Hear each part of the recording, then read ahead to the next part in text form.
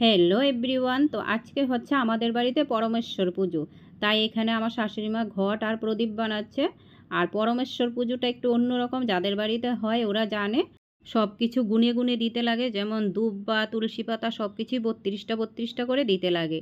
আর ধান কুটে চাল বের করে সেই চাল থেকে গুঁড়ি বানিয়ে এই প্রসাদটা বানাতে লাগে।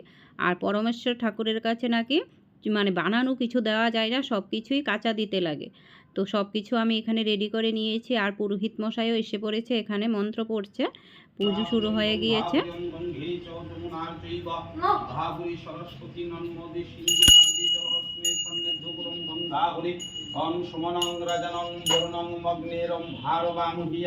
বিষ্ণু ব্রহ্মণঞ্চ বৃহস্পতি নমো শান্তি নমো